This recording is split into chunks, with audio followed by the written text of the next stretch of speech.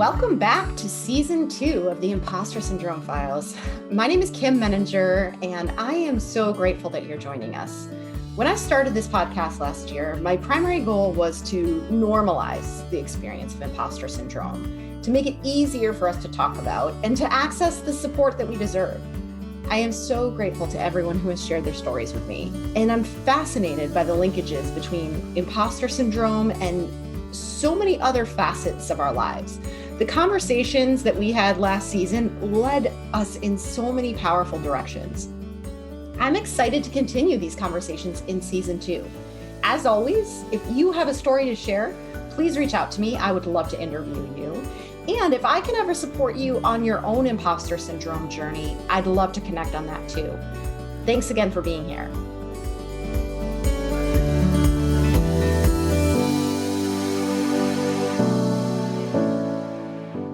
Welcome, Bracha. I am so excited to have you here today. And I would love to start, before we jump into our conversation, by having you introduce yourself. Thank you. Okay, I'm Bracha Goetz, and I'm the author of 38 children's books. They're all books. They're actually all, I would say, spiritual books that explain very deep concepts in a concrete way, a concrete and joyful way to young children. And then I'm also the author of one book for adults, which is a memoir called Searching for God in the Garbage, about how I overcame food addictions joyfully. And that's what I'd like to say about myself for right now. Thank you. Thank you so much.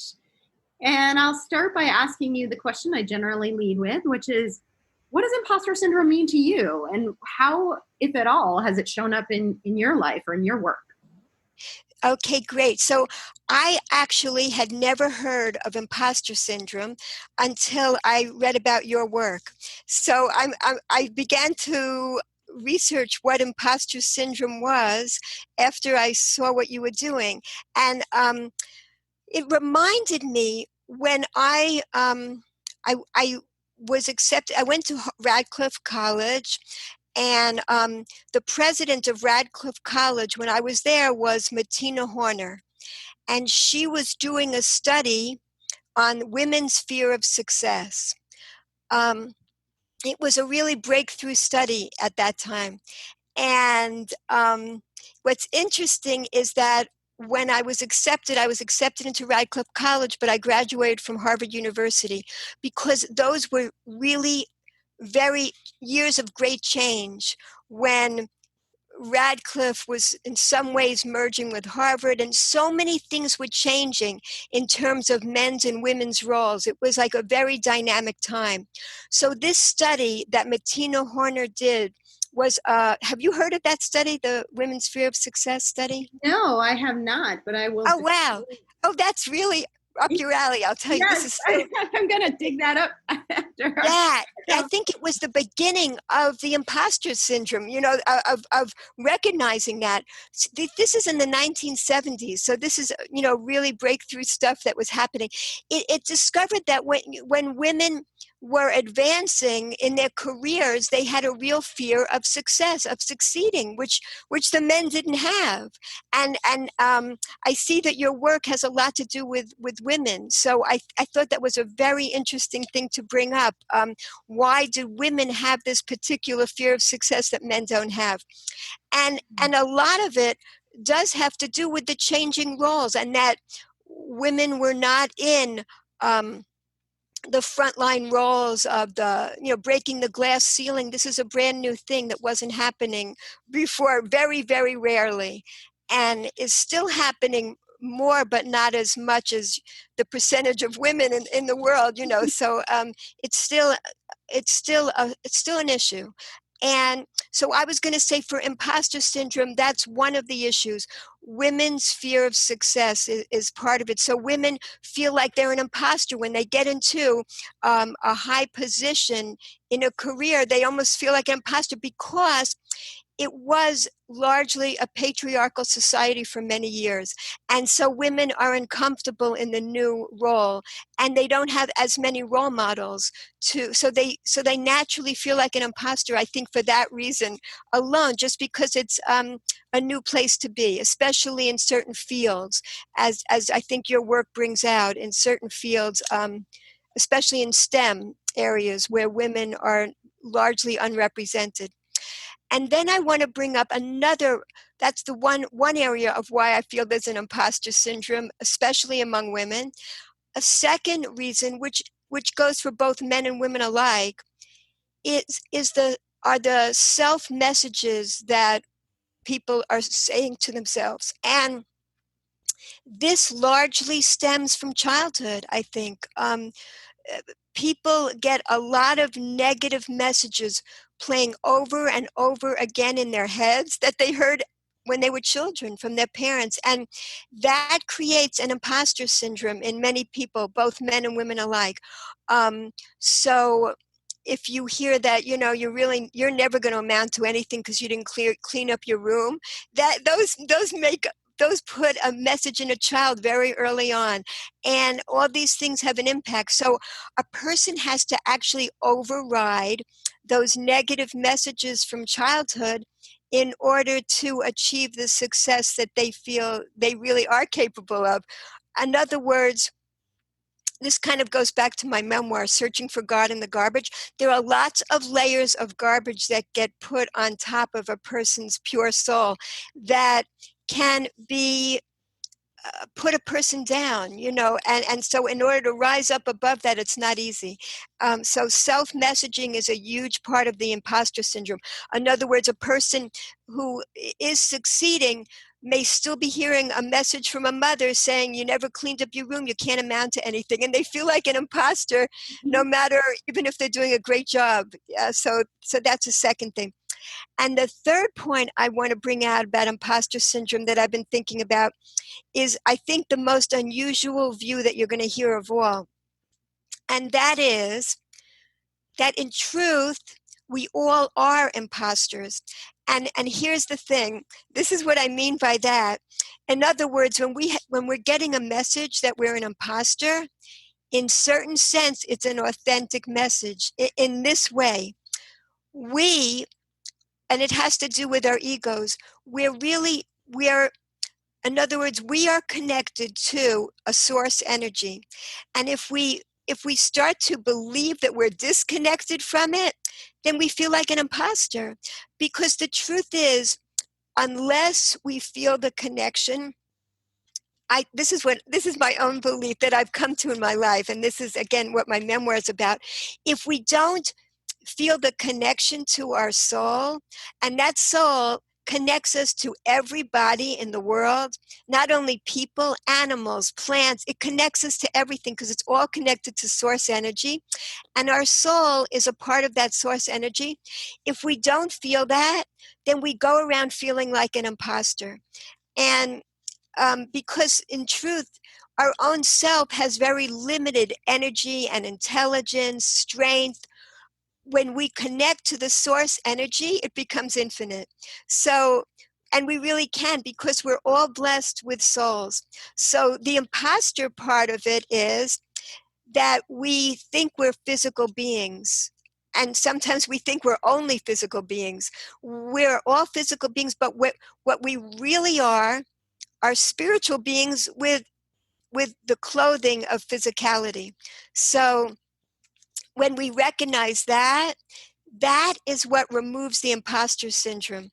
And it removes from us the feeling that we're not worthy, that we're not capable of greatness, because if we're connected to source energy, it actually fills us with a kind of humility. Then the separation that we feel from other people is kind of an illusion. And there's no type of competition or comparing. It diminishes the competition and comparing because we're all connected. And we have the sense of connection much more readily when we recognize that we're all spiritual beings here to help, there's an expression, we're not here to see through one another. we're here to see each other through. We're here to help each other out. So, and going back to the point about women, I think that's something that women naturally bring to the workplace. There's like a praise deficit many times in the workplace, and women, I feel, more naturally are able to give praise, and it's something that women have in general a more nurturing way, and we can fill the workplaces with more nurturing, which is a wonderful thing. And this is something I heard on another podcast that when you interviewed someone else, and I wanted to emphasize this. Another thing that women are really great at is savoring moments and celebrating victories, which we need more of in the workplace. Not just a drivenness, which is actually, it increases a drivenness in a joyful way if we can savor moments and celebrate even very small victories. It gets everybody more motivated. So, and one thing I'm going to add now is I wanted to discuss about eating disorders with women. When I was at Harvard, I did research about the fact that why, and it was published. The research I did was published in a book called Women Look at Biology Looking at Women, which is used in many women's studies courses across the nation. And the chapter that I co-authored was why are so many women anorexic? Why are so many anorexics women? Right, because it's like a 95% of anorexics are women. And I was never diagnosed with anorexia, but I had anorexic behaviors, and that fluctuated with bulimic behaviors. So basically, it was disordered eating. That's what I was doing. And thank God I never got to a really drastic place about that in my life.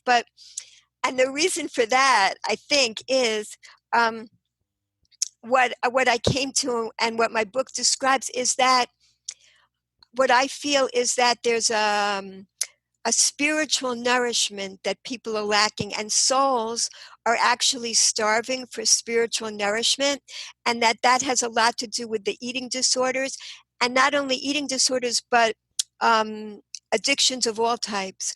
We are all starved for pleasure in our lives. We need more pleasure in our lives, and what we're really looking for is lasting pleasure. So when we find it's spiritual nourishment brings us lasting pleasure, and that's how I was able to heal from the eating disorders, by filling my life with what I was really hungry for. So and the imposter syndrome element of that is that we we think we're physical beings, and the focus, especially for women, on their physicality has been tremendous. I think it's decreased somewhat, but it's still a big problem. Many times you see still images in magazines with women really scantily dressed next to a guy who's completely dressed, and that's considered normal.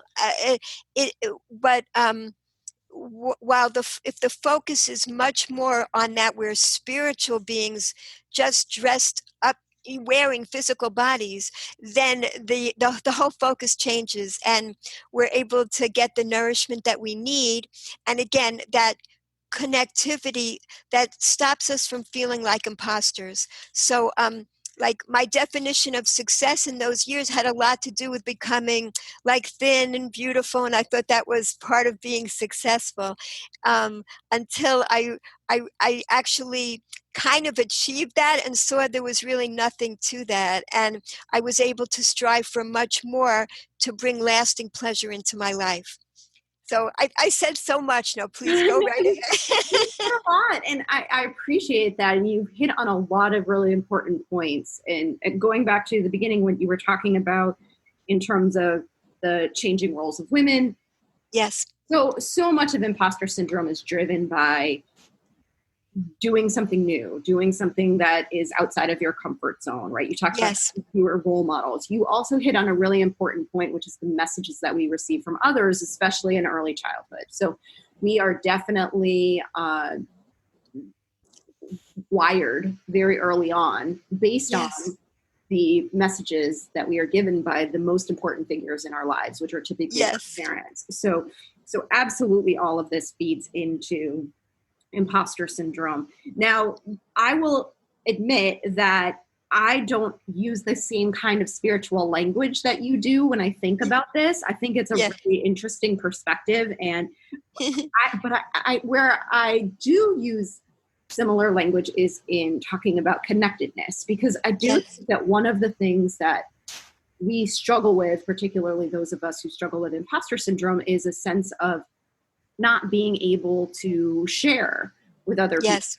This sense of feeling like if I'm too honest, then I'm going to be exposed. And there's this fear of being vulnerable, because we want Yes. to look like we have it all figured out. We don't want other people to know that Right.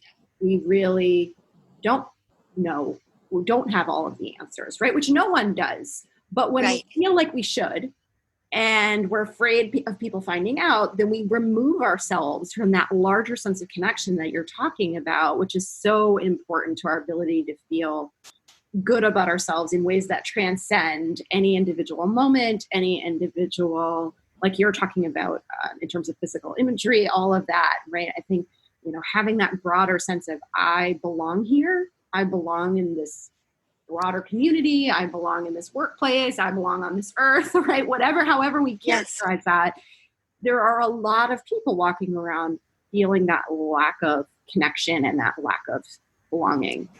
Right. Right. And what you said, I don't know, it's interesting to me because many people are hesitant about the spiritual piece, and yet it actually it's funny I'm saying it actually brings so much more peace into a person's life. That's the interesting part about it, because I never said that before. The spiritual piece actually brings peace. It's true, because it brings a person the relief of being able to be humble and not having to have an ego. I don't know if you've heard in the 12-step programs, they have an expression, ego is edging God out, which I think is brilliant. It's a great acronym. And that's what happens. A person is afraid to show their vulnerability, but we're just finite human beings. And that's the interesting part. And I do find that people have a hesitancy to accept that they're spiritual beings, which is fascinating. And it's interesting. It's because we don't look that way.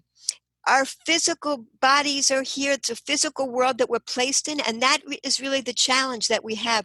And I think that's the challenge every minute, and it's why we feel like imposters, because we know that we're so finite. It's really interesting. And we know that we're, very fallible human beings. And yet, what gives us our resilience, even like people that have been through abuse or neglect as children, even they amazingly can rise up. And what is it that does that?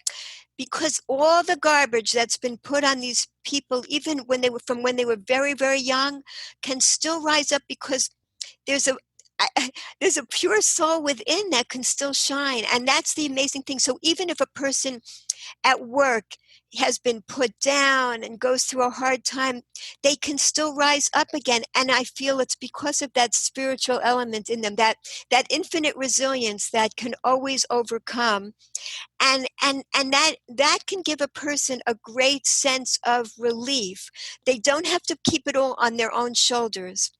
In other words, there's the shoulders of the whole universe that is available. And once a person recognizes that, they can just breathe deeply and feel a lot more joy in life. That's what I feel. Yeah, and so you've been on this journey yourself, right? I mean, obviously Yes. you've had your own personal journey. How did you get here? Um, let's see. Well, when I was at Harvard, I was studying psychology, and then I went on to medical school, and I was studying to be a psychiatrist. And but the interesting part is that as I told you, I was studying about eating disorders. That was my research topic, of course, when I was an undergraduate at Harvard, because I myself was suffering from the eating disorders, as that is for many people. What they like to research is what their own issue is, you know. So even though intellectually I understood what was going on, and even though emotionally I understood how crazy my behavior was, it didn't stop me. And so I was getting worse and worse when I was in my first year of medical school. That summer, I ended up going to Israel, and I started learning about my own heritage. And I didn't even realize that I was born Jewish, but I didn't know about the spiritual qualities of my religion. I just knew about it culturally.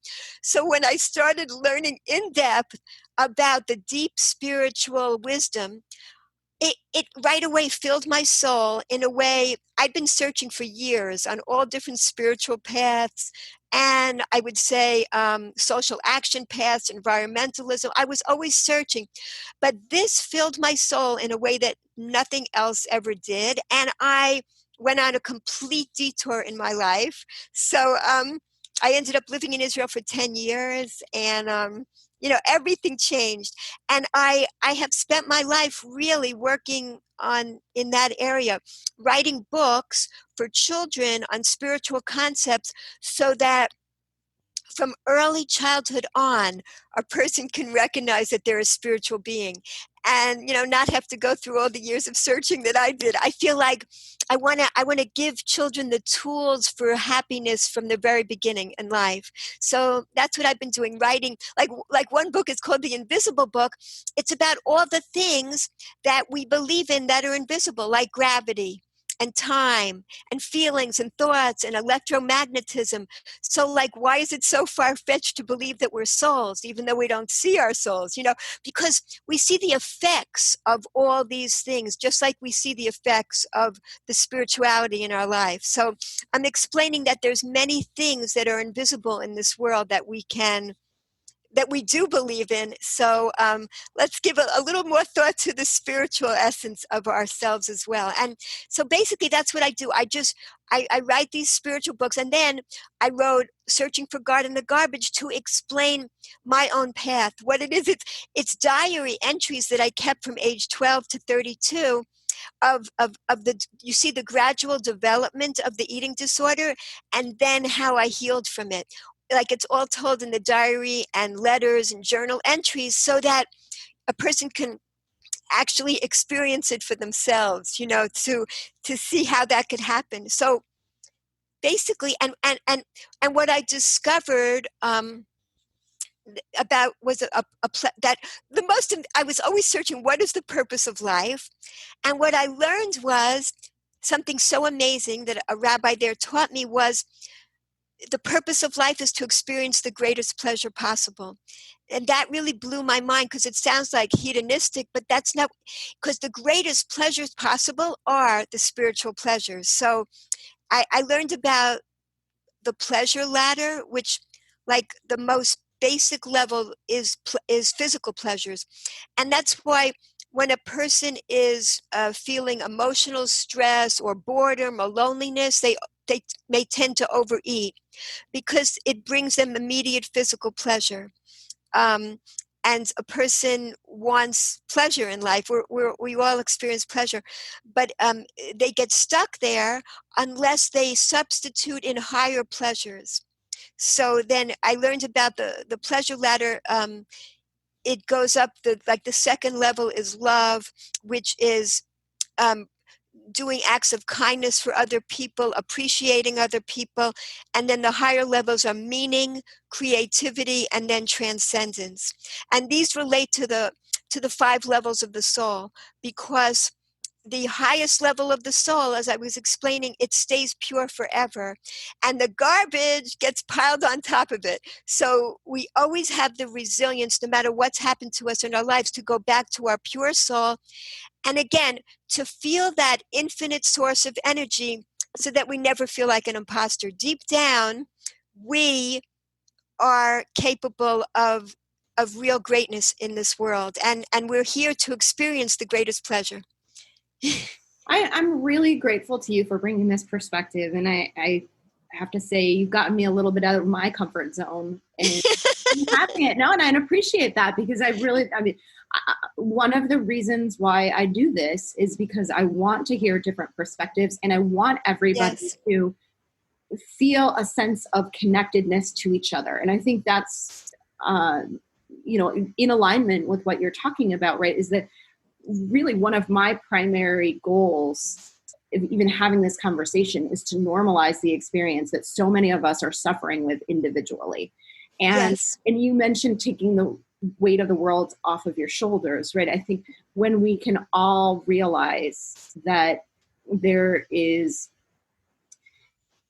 not just safety, but peace in being vulnerable and in leaning on each other, and, just sort of sharing this experience that we're all going through, it does create more opportunity for us to be our highest selves, however we define that, and however we, sort of each individually get there. Yes. You brought such an important element to this conversation that has been missing from previous interviews. And so I really want to thank you for that. And I want to ask you, what motivated you to want to be here today? And what are you hoping people will take away from this? Oh, let's see. Because I think I felt like an imposter during those years when I was suffering. So when I saw that you were looking for people to speak about this, it right away resonated with me. And I always love to help people, because that helps my own soul to shine, just like you're doing. You're helping so many people through the work that you do. And when we do this work, it helps our souls to shine, because giving to others, like you say, connecting with other people is one of the greatest joys we can experience. It creates that sense of transcendence, because the barriers dissolve and we feel connected to every being on earth.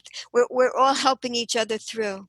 So it's a pleasure for me to be here and share the wisdom that that was shared with me with other people. Thank you so much, Bracha. And I think now more than ever, in this time that's been really uncertain and really scary for a lot of us, it's really helpful to hear your message. And I'm so grateful that you're here today.